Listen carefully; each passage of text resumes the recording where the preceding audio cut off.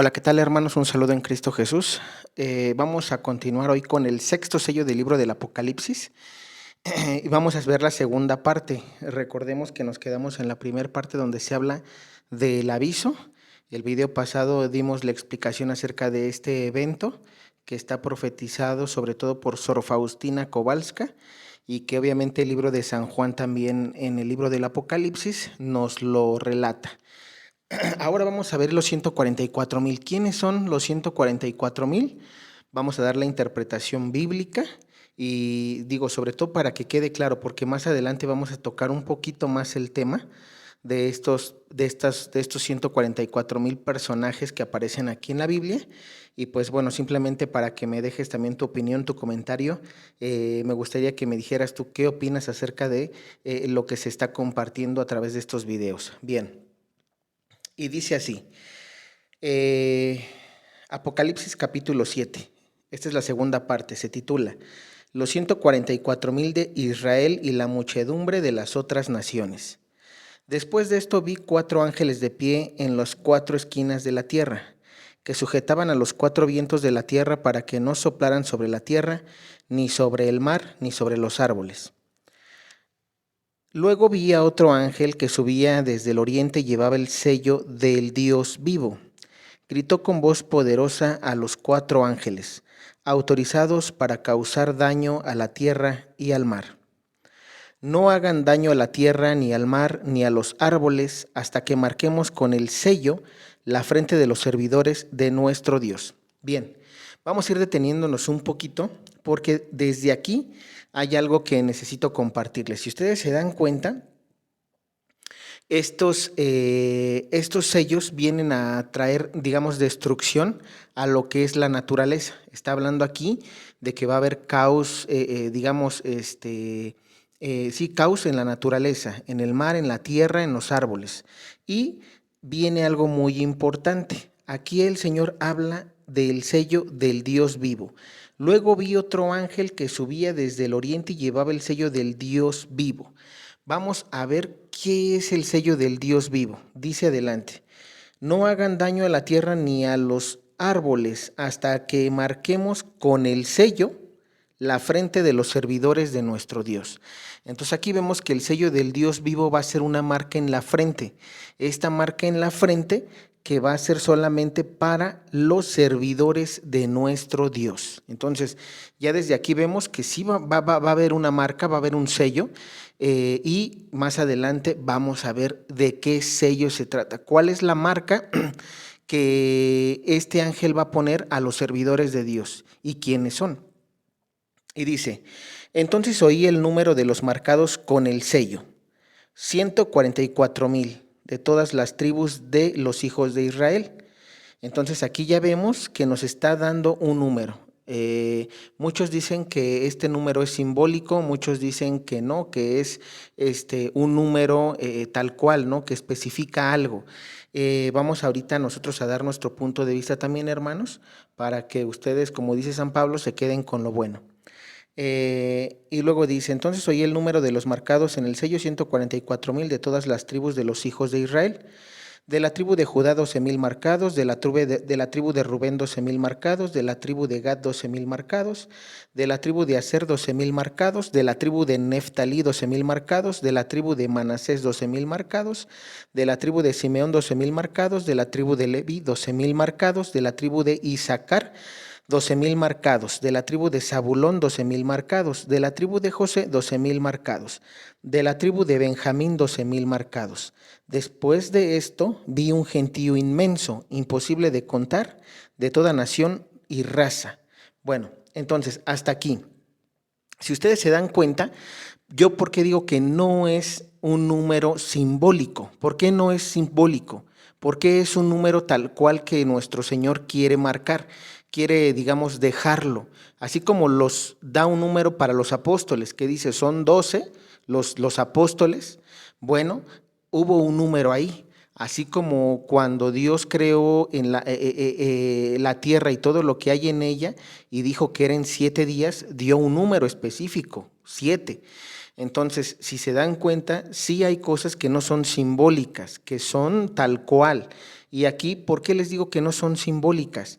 Porque después de mencionar 12,000 personas por cada tribu, dice en el versículo 9, después de esto, es decir, San Juan relata, después de estos 144,000 que vi un gentío inmenso, imposible de contar, de toda nación y raza, pueblo y lengua, que estaban de pie delante del trono del Cordero, vestidos con vestiduras blancas y con palmas en las manos, y gritaban con voz poderosa: ¿quién salva fuera de nuestro Dios, que se sienta en el trono del Cordero? Fíjense cómo vemos aquí entonces una característica de estas 144,000 personas y de ese gentío inmenso. Es decir, son 144,000 que nuestro Señor quiere como tal, es decir, llegar a ese número, y después ve a un gentío inmenso de toda nación, raza y pueblo. ¿Qué quiere decir eso? Que además de los 144,000 va a haber más personas. Ahorita vamos a ver entonces qué diferencia hay entre los 144,000 que como característica principal nuestro San Juan relata que son de la tribu de los judíos, de las 12 tribus de Israel, y ese gentío inmenso que ve después es de toda nación y raza, es decir, ya no son nada más de Israel, pueden ser de Estados Unidos, pueden ser de México, pueden ser de China, de Corea, etcétera, ¿sí? Eso es lo que nos está dando a entender aquí San Juan, no nada más de un pueblo, de una nación en específico, sino de todo el mundo. Por eso dice, después de esto vi un gentío inmenso, imposible de contar, de toda nación y raza, pueblo y lengua, que estaban de pie delante del trono y del Cordero, vestidos con vestiduras blancas. Aquí viene una segunda característica. Entonces ya vimos que como tal, 144,000, aquí San Juan relata que son de la tribu de Israel, un gentío inmenso, que no dice cuántos son, pero dice que ve un gentío inmenso de todo el mundo, y la característica de estas dos, digamos, de estas dos separaciones de grupos, se puede decir, dice que vienen vestidos con vestiduras blancas y con palmas en sus manos, y gritaban con voz poderosa. ¿Qué significa la vestidura blanca? Recordemos que estamos viendo el Apocalipsis de San Juan visto a través del don de la divina voluntad. Y esto, recordemos que la vestidura blanca no se refiere a traer un traje de color blanco, no se refiere a traer tu ropa bien lavadita de color blanco, no. ¿Qué significa? Que es el alma. San Juan está describiendo el alma de estas personas, ¿sí? Recuerden que hay un salmo que también especifica esto. Señor, ¿quién puede entrar a tu santuario para alabar? El de manos limpias, el de corazón puro, que no sea vanidoso y que sepa amar. ¿Qué quiere decir eso? Esa es la vestidura blanca, la vestidura de la divina voluntad. Todo aquel que haga la voluntad de mi Padre es para mí un hermano, una hermana o una madre. Eso es lo que nuestro Señor Jesús en los evangelios le relata a las personas que le preguntan que su mamá ha llegado, ¿no? Entonces, si se dan cuenta, Jesús les está hablando de la divina voluntad.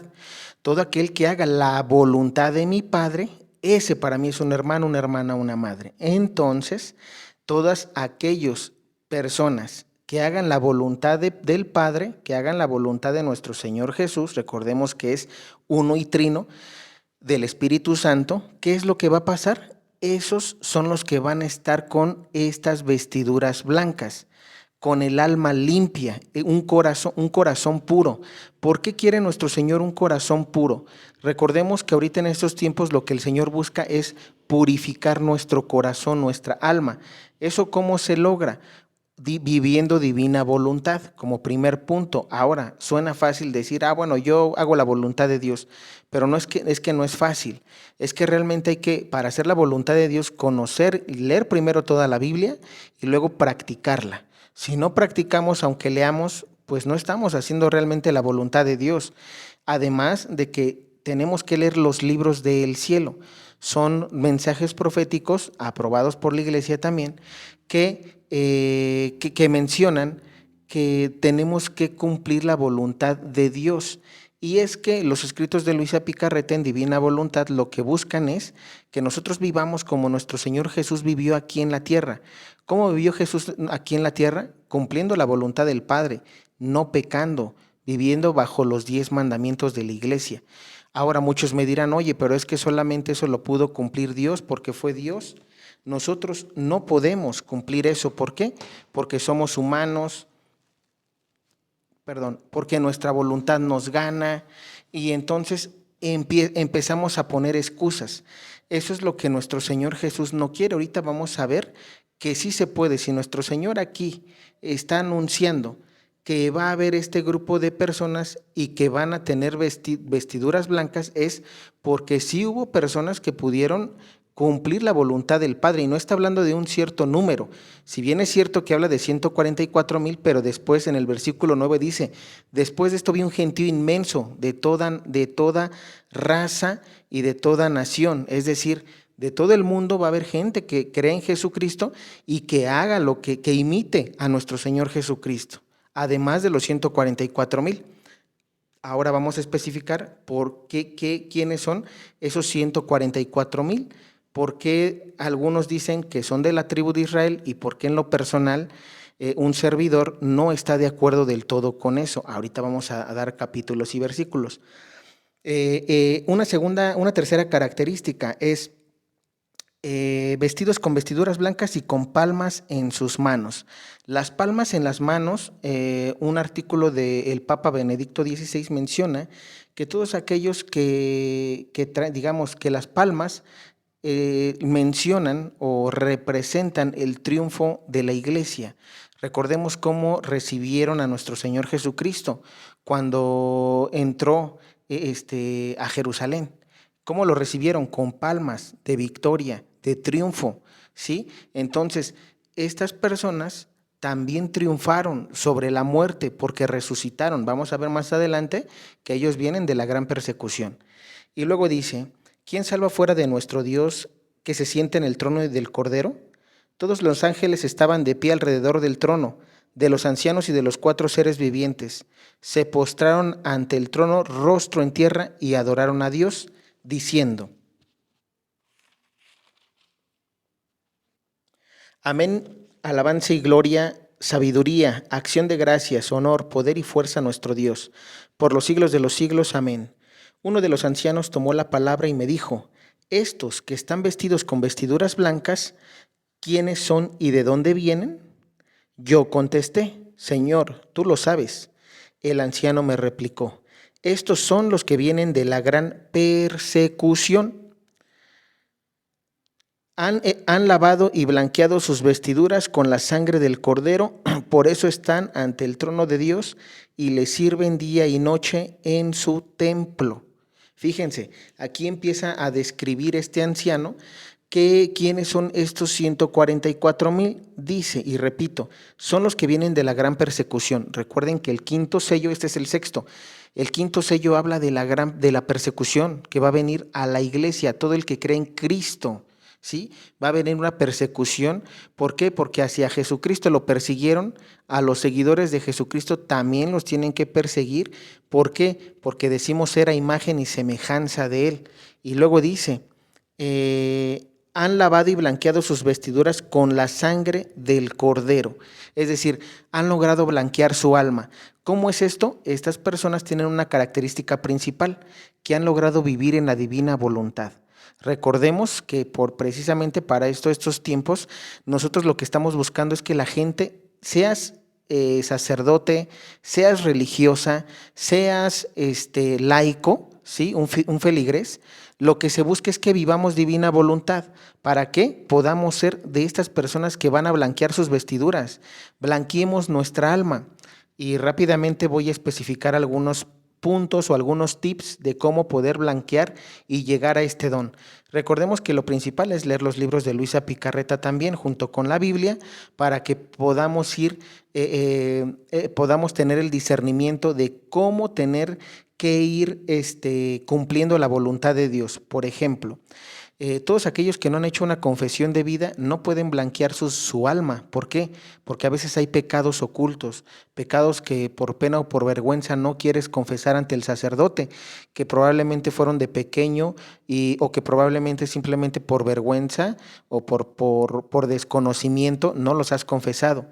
Entonces, una de las cosas que se pide es hacer la confesión de vida para que quedes limpio, para que tu alma, digamos, todo eso, esa podredumbre que llevas en el alma, se limpie, porque nuestro Dios la quiere blanca. Digamos que ahorita está negra y lo que Dios quiere es blanquearla.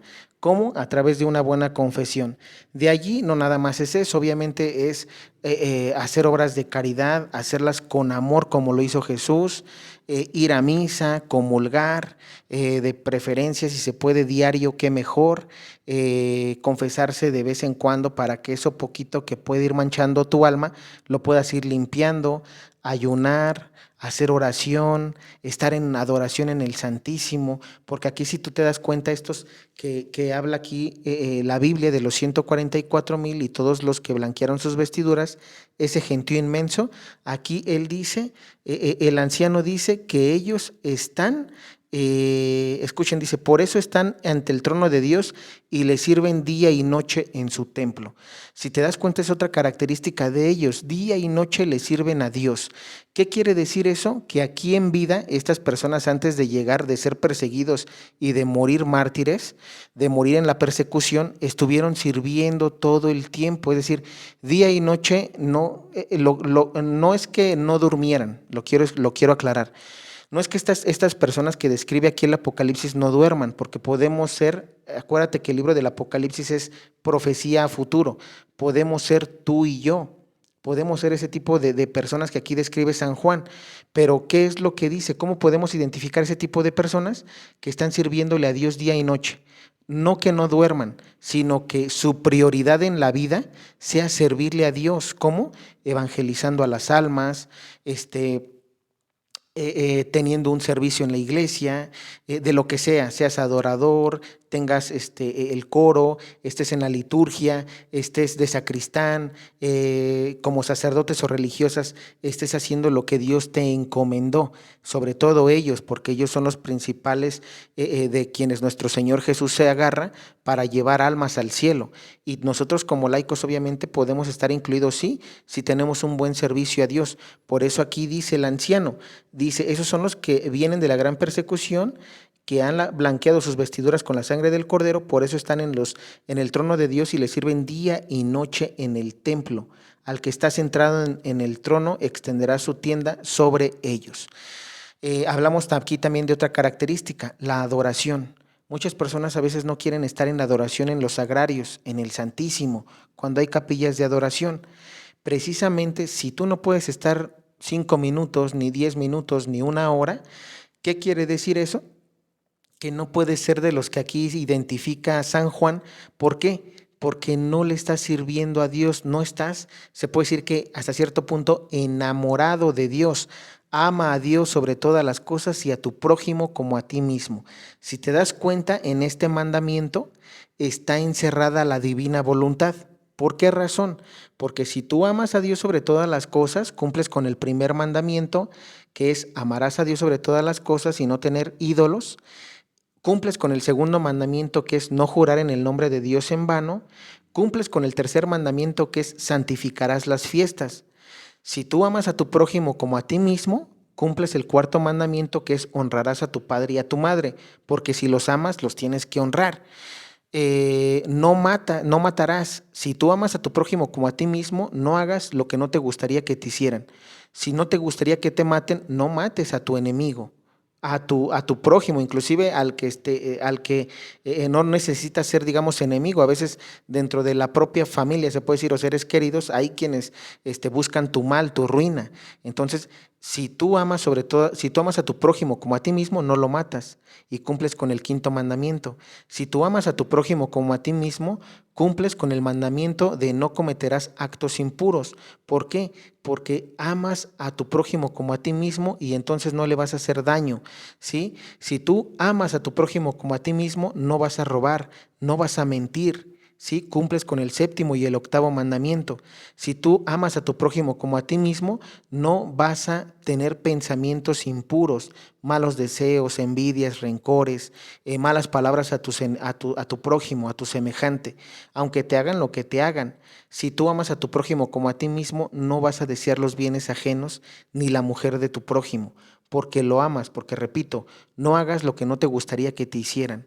Ese es el don de la divina voluntad. Y si te das cuenta, en este mandamiento, digamos, se puede decir entre comillas, nuevo, de amar a Dios sobre todas las cosas y a tu prójimo como a ti mismo, está encerrada la divina voluntad, porque eso es lo que Jesús vino a hacer.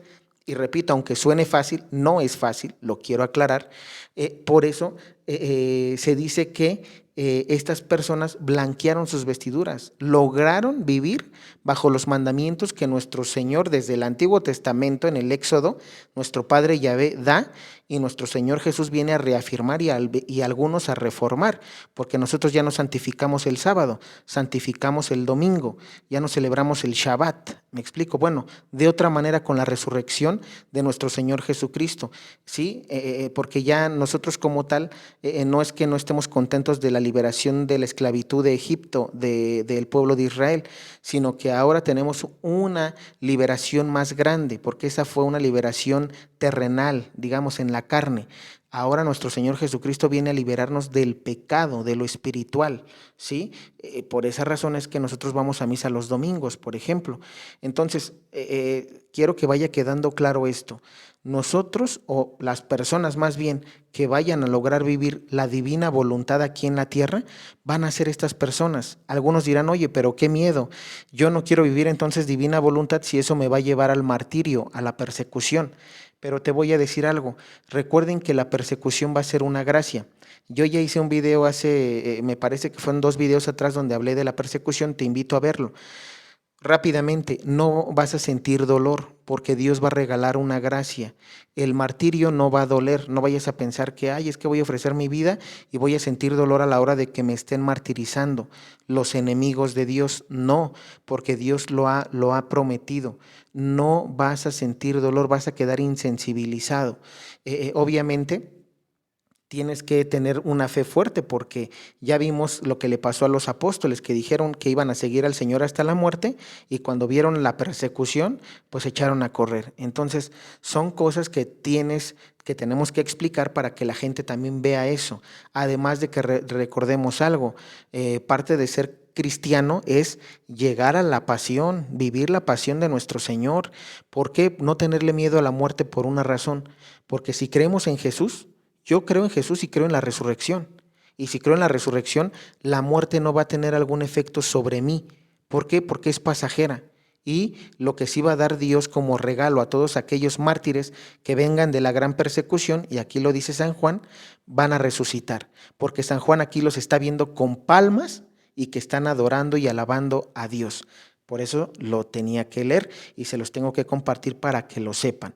Entonces, además de que todos en algún momento de nuestra vida vamos a morir, pero qué mejor morir viviendo en la voluntad de Dios, porque si vives en divina voluntad, tienes el cielo asegurado, además de que el martirio va a ser tu purgatorio. Esa persecución que vas a sufrir va a ser tu purgatorio, por lo tanto, todos aquellos que mueran mártires no van a pasar ya por el purgatorio, van a ir directamente al cielo.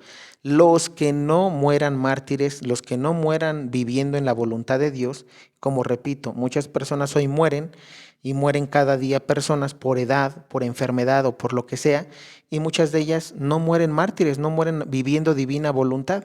¿Qué es lo que pasa con ellas? Si bien les fue, se van un largo tiempo al purgatorio para purificar todo lo que no quisieron, para blanquear sus vestiduras. Como resumen, esa vestidura blanca que tú no quisiste blanquear aquí en la tierra mientras estuviste vivo, porque no quisiste seguir a Dios ni sus mandamientos, las vas a blanquear en el purgatorio y son años. Si no sabes qué se vive en el purgatorio, te invito a leer el libro de Sor Faustina Kowalska, que se menciona que todas las almas del purgatorio están quemándose.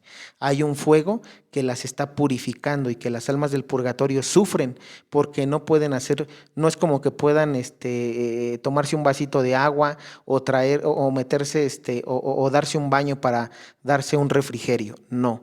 ¿Por qué? Porque es parte de la justicia de Dios, de su castigo, se puede decir, con la ventaja o con la gracia de que algún día, cuando ya se purifiquen y hayan blanqueado sus vestiduras, logren entrar al cielo.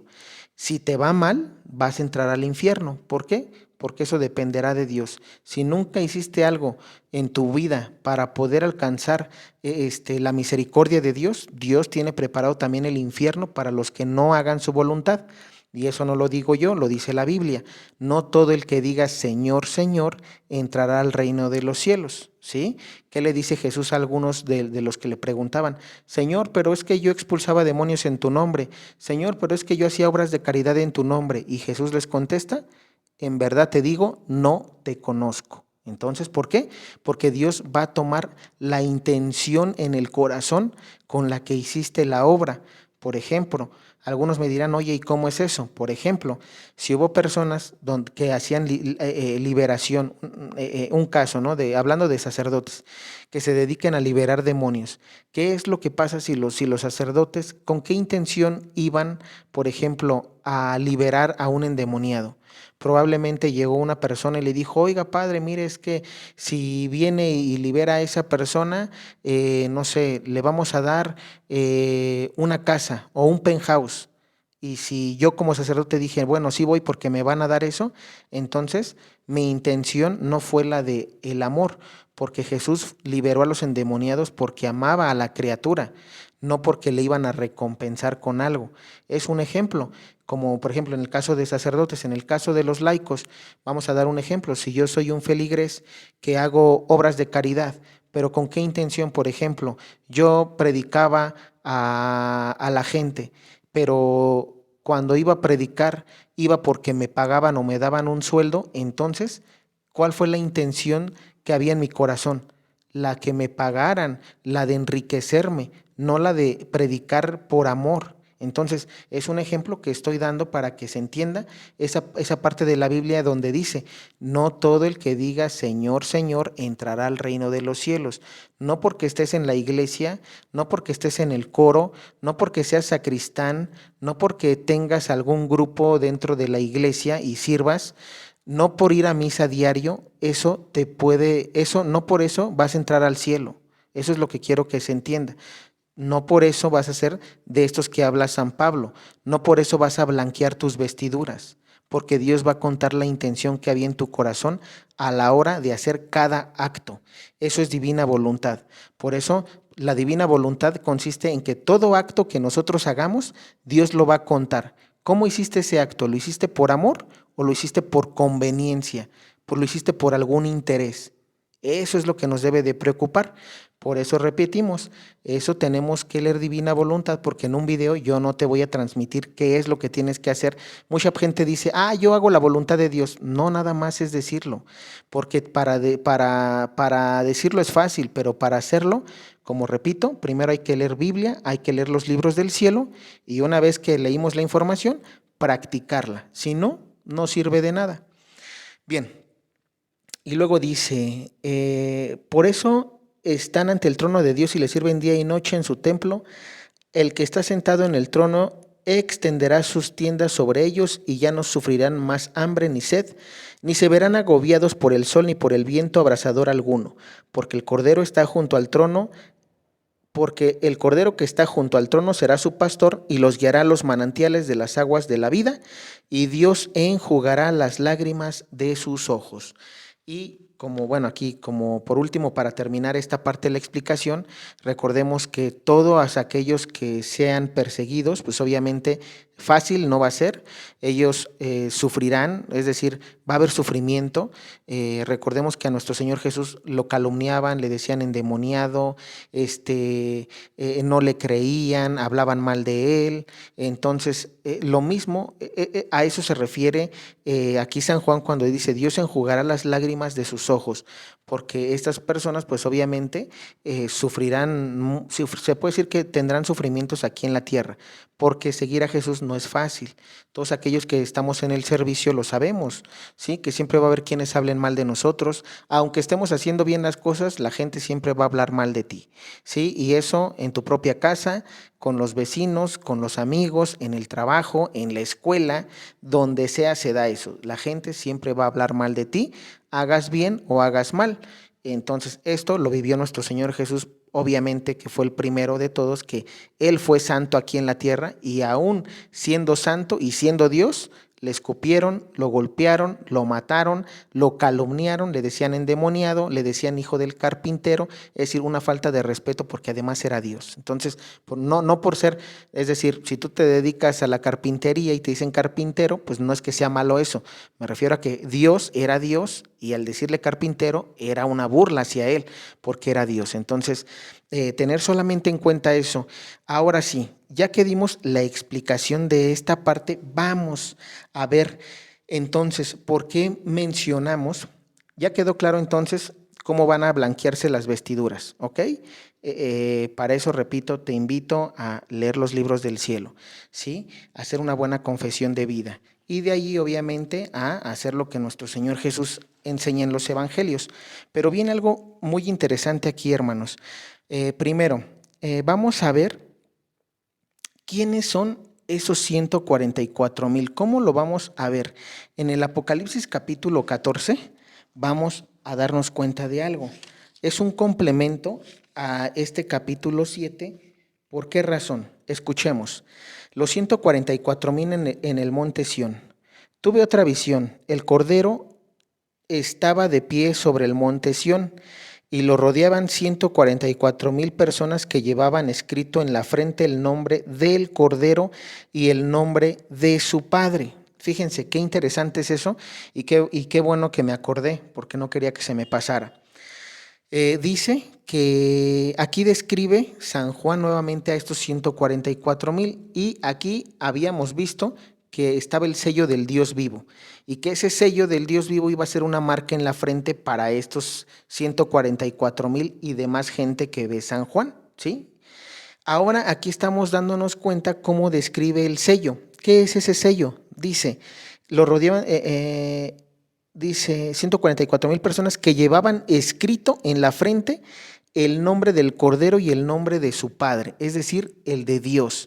Si te das cuenta, la marca en la frente sería la de la cruz, porque allí está, digamos, está escrito el nombre de nuestro Señor Jesucristo, ¿sí? De Dios Padre, Dios, recordemos que es Santísima Trinidad, Dios Padre, Dios Hijo y Dios Espíritu Santo, un solo Dios y trino a la vez. Entonces, en la cruz vemos que precisamente está ese signo, ese sello. Ahora, lo quiero dejar claro por qué y quiero que tengan cuidado con esto.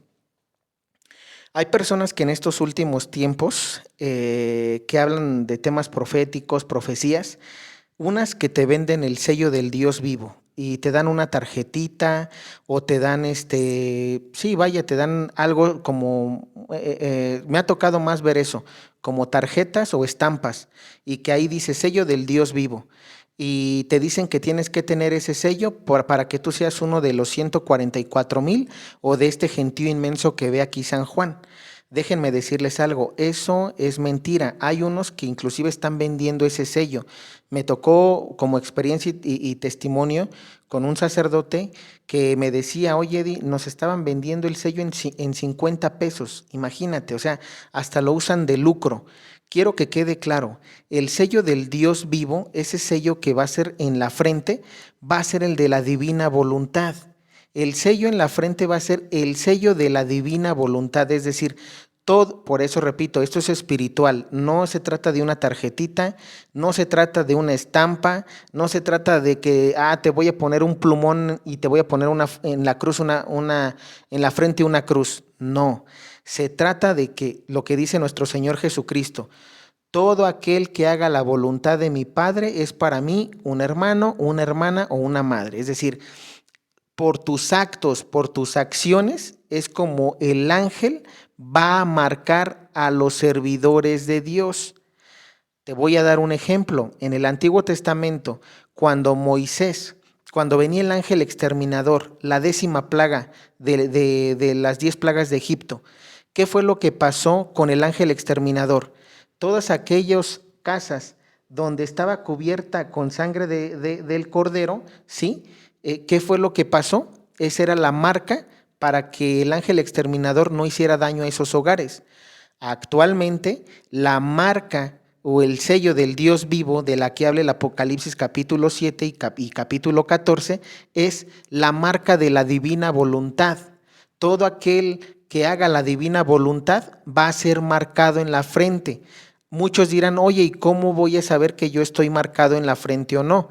Repetimos, si tú estás en gracia de Dios, si tú estás bautizado, si tú estás confirmado, si tienes la comunión, si tienes, si tienes pareja y estás casado por la Iglesia Católica, si tienes tu confesión de vida, si eres una persona que va a misa, si eres una persona que comulga, si eres una persona de adoración, de oración en tu casa, de rosario diario, por darte algunas características, ¿eh? No te estoy diciendo que estas son y a esas nos aferramos, no. Porque repito, divina voluntad es eso y más, pero te estoy dando algunas cosas con las que puedes saber que estás haciendo la voluntad de Dios. ¿Qué más? Hacer obras de caridad. Recuerda que eso es importante. Jesús le decía a Sor Faustina Kowalska, las obras de caridad, si no tienes dinero, puedes hacerlas predicando o escuchando a una persona afligida como segunda opción, y como tercera opción, si no tienes dinero para hacer obras de caridad, haciendo oración. Si tú haces oración por la conversión del mundo entero, por la conversión de todos los que no creen en Jesús diario, ahí estás haciendo una obra de caridad porque no estás orando por ti, estás orando por el mundo entero. Solamente para darte un tip. Entonces, son este tipo de cosas, ¿sí? ¿Qué más? Tener una vida semejante a la de Jesús. ¿Cómo es eso? Una vida visitando a los presos, haciendo oración a quien lo necesita, ayudando a tu prójimo, cumpliendo los mandamientos, no robándoles, no matándolos, no engañando, no quitándole a la esposa de tu amigo, de tu amiga, ¿sí? Adulterio, honrando a tu papá y a tu mamá, yendo a misa, santificando las fiestas. Si te das cuenta, en cumplir los mandamientos y en lo que te estoy mencionando, ahí está hacer la voluntad de Dios, en no tener apegos. Acuérdate que en divina voluntad lo que Dios busca es no te apegues a todo, no te apegues a tu familia. O sea, sí los vas a amar, vas a convivir y vas a estar con ellos, pero que no sea tu prioridad, que tu prioridad sea Dios, ¿sí?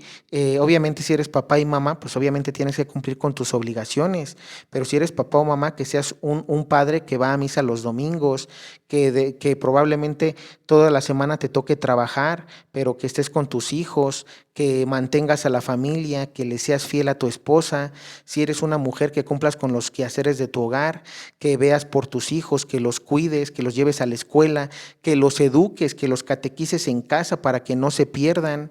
Si eres un hijo, que obviamente como hijo hagas tus labores que te corresponden, que hagas lo que papá y mamá te digan, que vayas a la escuela, que tengas buenas calificaciones, que te esfuerces, que vayas a misa, que vayas al catecismo, que te integres a un grupo de jóvenes o que te integres a algún grupo de la parroquia y sirvas. Todo eso se puede hacer, es decir, Dios no está peleado con el mundo. Oye, es que yo soy contador o soy ingeniero, soy licenciado o soy comerciante y como comerciante no puedo. No. Dios no te pide, por ejemplo, a este tipo de personas, sobre todo papá y mamá, que tienen una responsabilidad de estar todo el tiempo en la iglesia, ni a los solteros, pero a lo que voy es darle un tiempo a lo que te corresponde como mandamiento de Dios, pero también un poco a Dios, porque Dios entiende el estado en el que vives, pero lo que Él quiere es que donde vivas cumplas los mandamientos de Dios. Hoy hablábamos un tema importante con un sacerdote donde decíamos, en robar, los comerciantes roban, a veces dicen, doy 3 kilos por tanto y te dan 1 kilo, te dan 2 kilos y ahí están robando y no necesitas estar en misa para cumplir ese mandamiento de no robarás. Estás en tu negocio, estás en tu empresa, ¿sí? Los abogados que de repente dicen, oye, yo te cobro tanto por un litigio y el día de mañana de los 20,000 pesos la cuenta subió a 300,000, entonces no estás hablando con la verdad, estás mintiendo y aparte estás robando, ¿sí? Entonces hay que tener cuidado con todo eso. Doy estos ejemplos para que sepan que la divina voluntad es lo que les digo, eso no es hacer divina voluntad, eso es hacer la voluntad humana, tu voluntad, porque tú así lo quieres, pero eso no es agradable ante los ojos de Dios. Entonces, esto simplemente nada más como pauta para que vayas viendo lo que Dios quiere en divina voluntad. ¿Cuál es la característica de esta gente marcada? Todo aquel que cumple con los mandamientos, que se esfuerza por hacerlos. Probablemente no vas a ser perfecto y vas a caer, pero estás luchando para cumplir los mandamientos de Dios.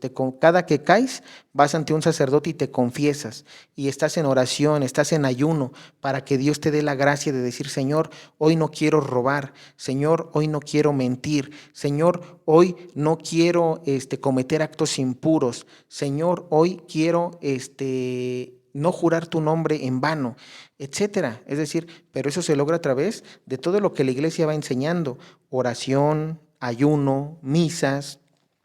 Me explico, entonces son cosas que no se logran de noche a la mañana, pero que si tú desde ahorita no lo intentas vivir, nunca lo vas a hacer. Bien, entonces continuamos y dice,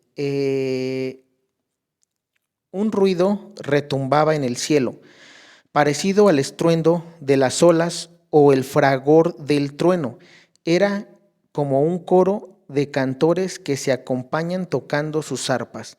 Cantan un cántico nuevo delante del trono y delante de los 4 vivientes y de los ancianos, y nadie podía aprender aquel canto a excepción de los 144,000 que han sido rescatados de la tierra.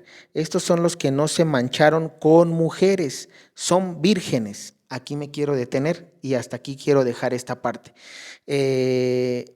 Dice, nada más termino, dice, estos son los que no se mancharon con mujeres, son vírgenes, estos siguen al Cordero a donde quiera que vaya, estos son como las primicias, pues han sido rescatados de entre los hombres para Dios y el Cordero. En su boca no se encontró mentira, son intachables. Si te das cuenta, no se encontró mentira. ¿Qué quiere decir? Cumplieron con el mandamiento de no mentirás. Dice después, son intachables. Quiere decir que cumplieron con los mandamientos de Dios, no nada más con no mentir, cumplieron con los 10 mandamientos, algo que sí se puede, pero que nosotros, por nuestra debilidad humana, por el pecado original de Adán y Eva, nos es difícil.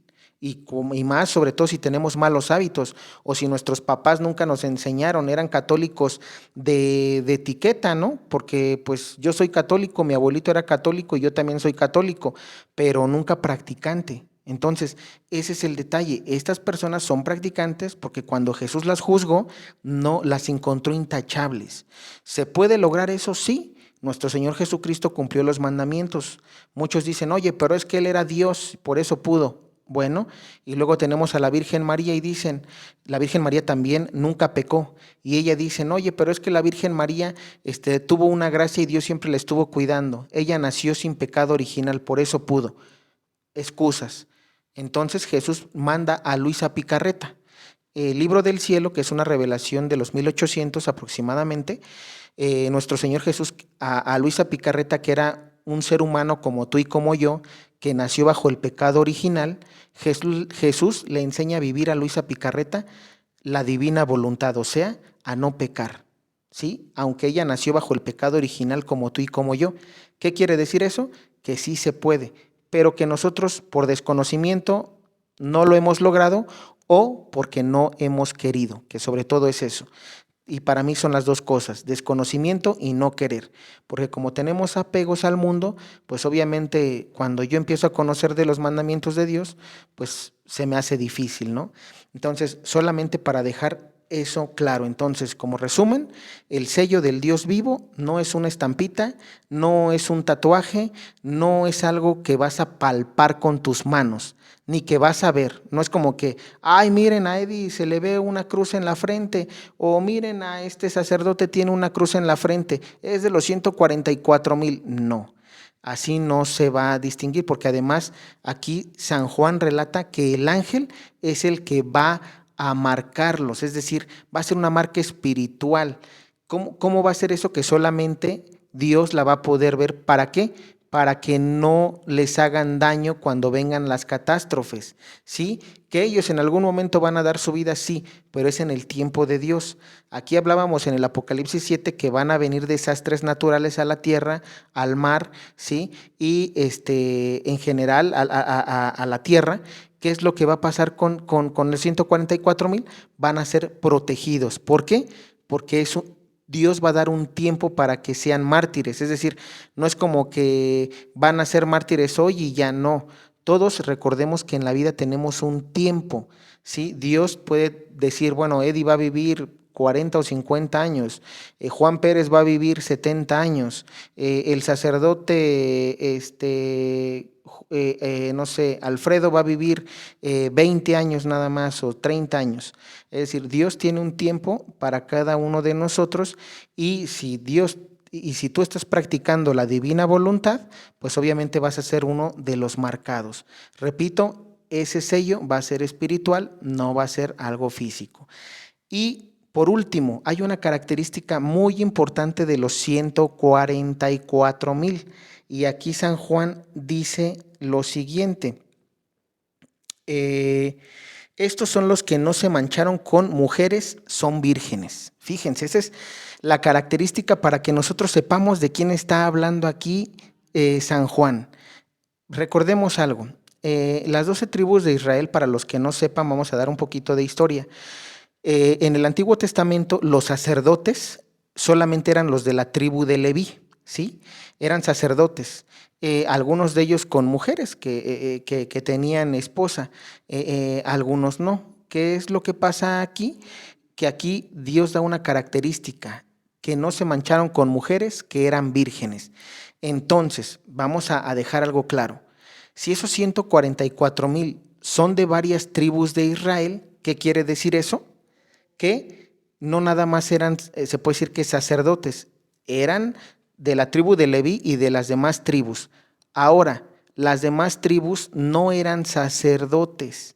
Entonces, la mayoría de ellos en el Antiguo Testamento se casaba, tenía hijos, ¿sí? ¿Qué es lo que pasa en el Nuevo Testamento?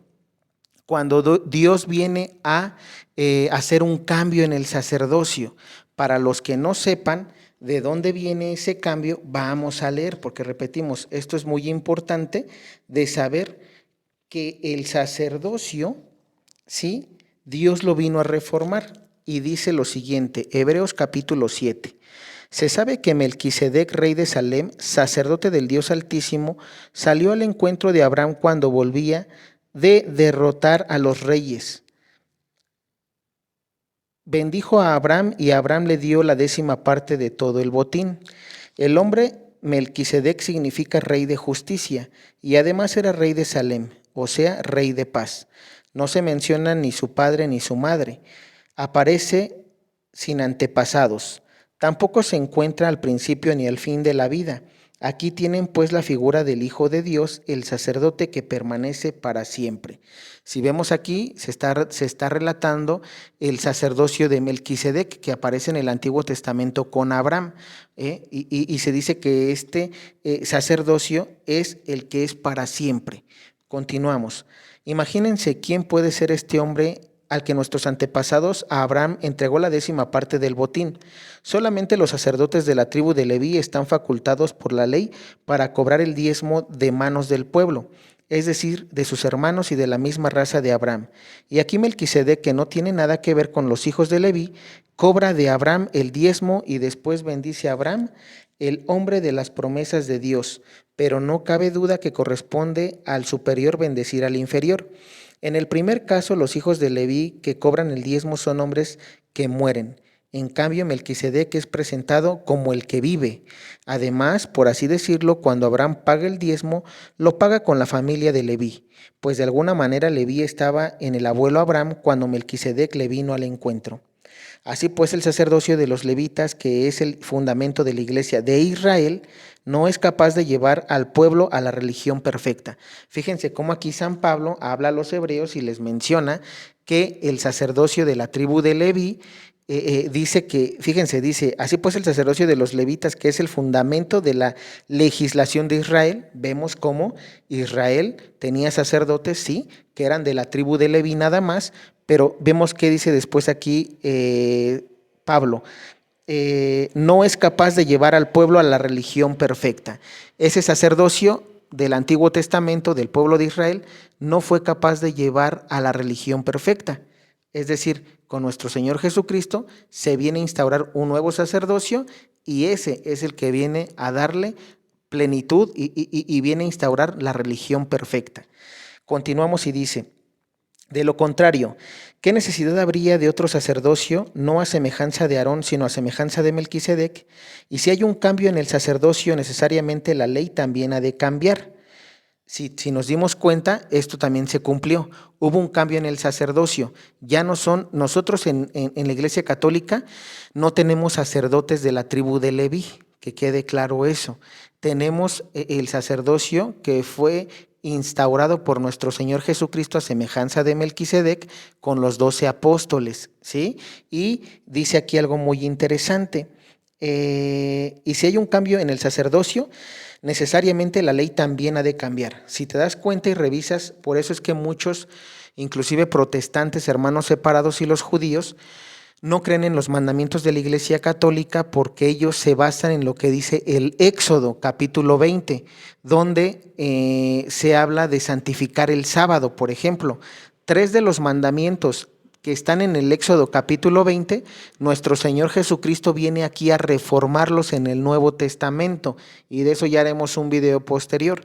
Simplemente rápido, por darles un ejemplo, los judíos santificaban el día sábado, los católicos santificamos el domingo, ¿sí? ¿Por qué?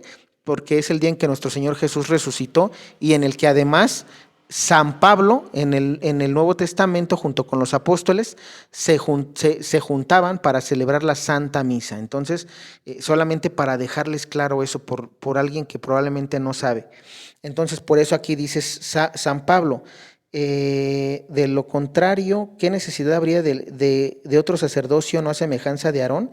Y si hay un cambio en el sacerdocio, necesariamente la ley también ha de cambiar. Jesús, al que se refiere todo esto, pertenecía a una tribu de la que nadie sirvió jamás al altar, pues es notorio que nuestro Señor salió de la tribu de Judá, de la que Moisés no habló cuando trató de los sacerdotes. Todo esto se hace más claro si el sacerdote, a semejanza de Melquisedec, recibe su cargo no por efecto de una ley humana, sino por el poder de la vida que no conoce ocaso. Pues la Escritura dice, tú eres sacerdote para siempre a semejanza de Melquisedec. Con esto se cancela la disposición anterior que resultó insuficiente e incapaz, pues la ley no trajo nada definitivo y al mismo tiempo se nos abre una esperanza mucho mejor, la de no tener acceso a Dios. Y aquí tenemos un juramento, lo que no se dio cuando los otros fueron hechos sacerdotes. Él fue confirmado con este juramento, el Señor lo ha jurado y no se vuelve atrás. Tú eres sacerdote para siempre. Esta es la prueba que Jesús viene con una alianza mucho mejor. Los sacerdotes anteriores se sucedían el uno al otro porque siendo mortales no podían permanecer. Jesús en cambio permanece para siempre y no se le quita el sacerdocio. Por esto es capaz de salvar de una vez a los que por su medio se acercan a Dios. Él sigue viviendo, Él intercediendo en favor de ellos. Así había de ser nuestro sumo sacerdote santo, sin ningún defecto ni pecado, apartado del mundo de los pecadores y elevado por encima de los cielos. A diferencia de los sumos sacerdotes, él no tiene necesidad de ofrecer diariamente sacrificios, primero por sus pecados y luego por los del pueblo. Y para el pueblo no lo hizo sino una sola vez ofreciéndose a sí mismo. Así pues, los sumos sacerdotes que que establece la ley demuestra sus limitaciones, mientras que ahora, después de la ley, Dios habla y pronuncia su juramento para establecer al Hijo eternamente perfecto. Y aquí, como resumen, si te das cuenta, el sacerdocio perfecto es el de nuestro Señor Jesucristo, sumo y eterno sacerdote, porque Él no tuvo pecado. ¿Qué es lo que se busca de los sacerdotes a semejanza de Melquisedec, los de la Iglesia Católica? Que ellos tampoco tengan pecado, que nuestro Señor Jesucristo habite en ellos. Por eso dice que el sacerdocio es para siempre a semejanza de Melquisedec. ¿Por qué? Porque en divina voluntad lo que se enseña para los sacerdotes es que Jesús, ven tú en mí para que celebres tú la misa. Jesús, ven tú en mí para que tú bautices a esta persona. Jesús, ven tú para que administres el sacramento de la comunión a esta persona. Jesús, ven tú en mí para que tú administres el sacramento del matrimonio, de la confesión, de la unción de enfermos, de la confirmación. Que seas tú, Jesús, en mí y no yo. Por eso se dice, y aquí San Pablo habla, esto es divina voluntad, de que el sacerdocio de Jesús no se acaba, va a ser para siempre. En cambio, en el Antiguo Testamento, ellos como seres humanos eran los que, digamos, se adjudicaban todo, la confesión, la expiación de pecados. Entonces, date cuenta de la diferencia que hay entre el sacerdocio de Israel, de la tribu de Leví, y el sacerdocio a semejanza de Melquisedec con la Iglesia Católica y con los sacerdotes actuales. Ahora, hago un paréntesis y lo aclaro. No todos los sacerdotes han sido fieles a esto, no. Por eso ha habido escándalos en la Iglesia Católica, eso también hay que decirlo. No podemos tapar el sol con un dedo, están las evidencias, pero no todos. Ha habido ejemplos claros de los santos. San Juan Pablo II, un papa santo que cumplió la voluntad de Dios. Entonces, solamente para ir aclarando este tipo de cosas. Ahora entonces, ¿por qué les mencionaba yo y por qué me remitía al sacerdocio de Melquisedec? Porque muchas personas dicen que estos 144,000 van a ser sacerdotes. ¿Por qué? Y yo también ahí estoy de acuerdo, van a ser sacerdotes y religiosas. ¿Por qué razón? Porque el Apocalipsis capítulo 14 nos describe San Juan, son los que no se han manchado con mujer, son vírgenes. Ahora, solamente para que entiendan esto, en el Antiguo Testamento los sacerdotes se casaban, en el Nuevo Testamento existe el don del celibato. Hay sacerdotes que se casan, sí, pero hay sacerdotes que no, eso también lo dice la Biblia. Cuando Dios habla de los eunucos, cuando le preguntan los fariseos, oye maestro, ¿por qué Moisés está permitido a un hombre divorciarse de su mujer? Y Jesús les dice, no. Y entonces los fariseos le dicen, entonces, ¿por qué Moisés dio actas de divorcio? Jesús les contesta, por lo tercos que eran ustedes, mas no era así en el principio, ¿sí? ¿Y qué es lo que dicen los apóstoles? Los apóstoles también no comprenden la parábola y le mencionan a Jesús que les explique. Y Jesús les menciona, hay eunucos hechos por los hombres, ¿sí?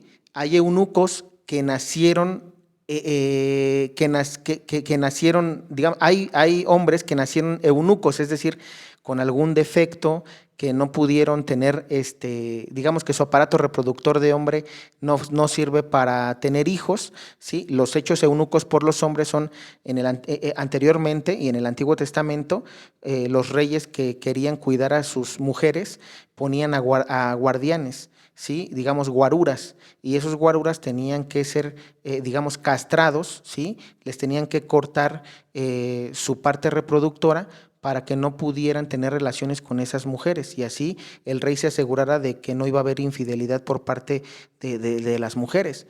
Esos son los eunucos hechos por los hombres. Los eunucos que nacieron así son los que nacieron con algún defecto, y Jesús luego dice, y hay eunucos hechos por el reino de los cielos, que entienda el que pueda. ¿Qué quiere decir los eunucos hechos por el reino de los cielos? Todos los sacerdotes que van a mantenerse sin mujer y son vírgenes, como lo especifica San Juan en el Apocalipsis capítulo 14. todos aquellos sacerdotes que realmente entregaron su voto de castidad, porque recuerden que se entrega el voto de obediencia, voto de pobreza y voto de castidad. Cuando se ordena un sacerdote o una religiosa, esos votos se entregan, es un juramento ante Dios. Ellos se casan, pero con Dios, se casan con la iglesia, ¿sí? Su esposo o su esposa es la iglesia, tanto de la religiosa como del sacerdote. Entonces, por eso decimos que los 144,000 no van a ser de la tribu de Israel. No esperes que esos 144,000 sean del pueblo de Israel. ¿Por qué razón? Porque, repito, bajo estas condiciones, y eso no lo digo yo, en el Apocalipsis también se habla en las notas explicativas, se menciona lo siguiente acerca de los 144,000. Escuchemos. Los 144,000 designan a los cristianos del Imperio Romano, límites en su fe. Ellos son las primicias, o sea, los primeros y la parte mejor de los rescatados, y también representan a los creyentes de los siglos posteriores que se unirán a ellos. Algunos que toman todo al pie de la letra afirman que serán 144,000 los salvados, pero ¿por qué no leer el capítulo 7, versículo del 4 al 9, donde son 144,000 los elegidos de raza judía, sin hablar de un gentío inmenso, de contar de todos los demás pueblos? Todas estas cifras son simbólicas, son vírgenes. En capítulo 7, versículo 9, el pueblo cristiano era representado, son vírgenes.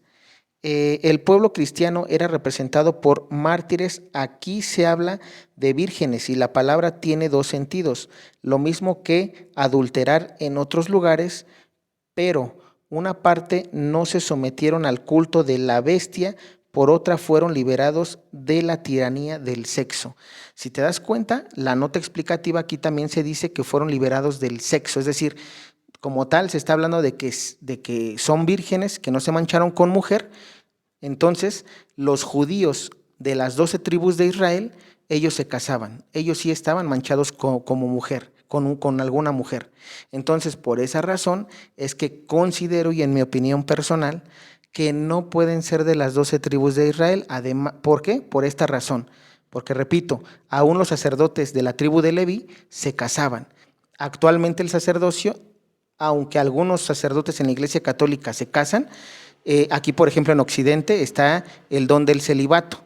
Un ejemplo de ellos, hay varios sacerdotes que les puedo mencionar, pero simplemente para que ustedes lo analicen.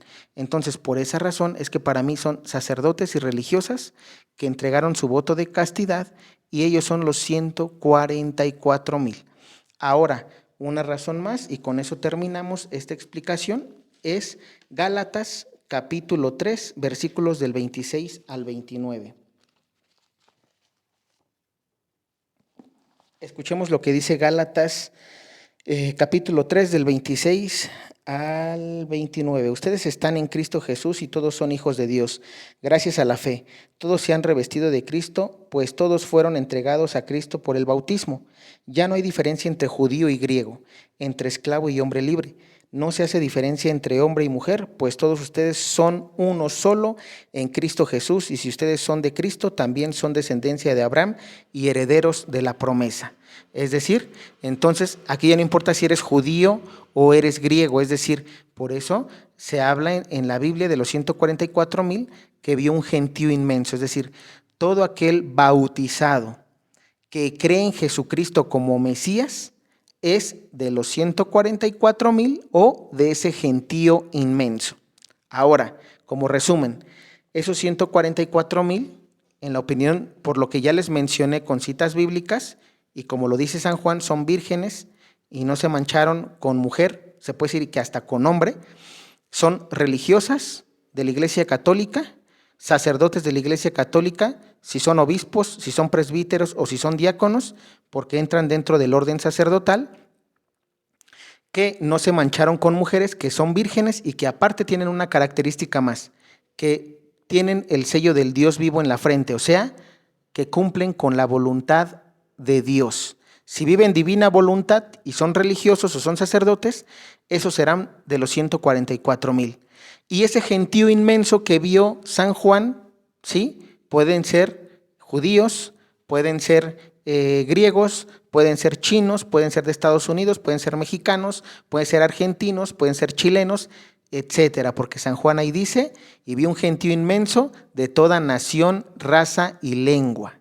Entonces, solamente para aclarar esto, y obviamente todos ellos deben ser cristianos, no, y los judíos, en dado caso de que hubiera judíos, recordemos que está, por ejemplo, José de Arimatea, ¿sí? Uno de los judíos que creía en Jesús, porque también recordemos algo, algunos me dirán, oye, pero es que sí debe de haber judíos, probablemente sí, pero recordemos algo, la mayoría de los judíos no se pronuncia abiertamente que creen en Jesús, porque pueden matarlos, ¿sí? Por ejemplo, José de Arimatea, y esto, ¿dónde lo sé y por qué lo digo? San Juan capítulo 12, versículo 37 al 50. Vamos a leer lo que dice Juan, solamente para con eso finalizar, porque algunos me dirán, oye, pero es que sí debe de haber de la tribu de Israel, solamente para darles un dato ahorita.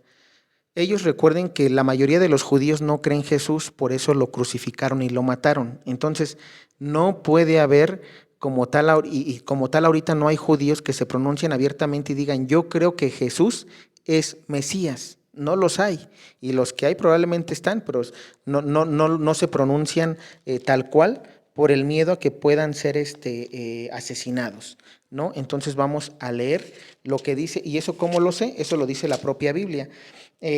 Juan 12, versículo 37 en adelante. Vamos a leer lo que dice. Así habló Jesús después. Así habló Jesús, después se fue y ya no se dejó ver más. Aunque había hecho tantas señales delante de ellos, no creían en él. Tenía que cumplirse lo dicho por el profeta Isaías. Señor, ¿quién ha dado crédito a nuestras palabras? ¿A quién fueron revelados los caminos del Señor? ¿Por qué no podían creer? Isaías lo había dicho también. Cegó sus ojos y endureció su corazón para que no vieran, ni comprendieran, ni se volvieran a mí. De hacerlo yo los habría sanado. Esto lo dijo Isaías porque vio su gloria y habló de él. En realidad, de entre los mismos jefes, varios creyeron en él, pero no lo dijeron abiertamente por miedo a que los fariseos los echaran de la comunidad judía. Prefirieron ser honrados por los hombres antes que por Dios. Fíjense cómo aquí habla San Juan en los Evangelios, capítulo 12, versículo 37 en adelante, que sí hubo judíos que creyeron en Jesús, pero que no lo decían por miedo a que los excomulgaran de la comunidad judía. Y entonces, ¿qué quiere decir eso? Que actualmente esos 144,000 como tal no pueden ser, no pueden ser judíos, porque más adelante en el Apocalipsis capítulo 14 se habla de un requisito, que sean vírgenes y que no se hayan metido con mujeres. Y eso solamente está en el voto del orden sacerdotal de la Iglesia Católica. Y pues bueno, ese es todo por el momento. Simplemente te quería dejar con capítulos y versículos y con Biblia, por qué la explicación de quiénes son estos 144,000, quién es ese gentío inmenso, que podemos ser tú y yo siempre y cuando cumplamos con un requisito más. Si no somos de los 144,000 y somos de ese gentío inmenso, que vivamos en la divina voluntad. Y pues bueno, eso es todo para este video. Si tienes dudas, déjamelo en los comentarios, que estaremos tocando más adelante nuevamente el capítulo 14 y hablaremos un poquito más acerca de este tema en algunos capítulos que siguen. Y pues bueno, de mi parte es todo. Si tienes dudas, en los comentarios, que Dios te bendiga.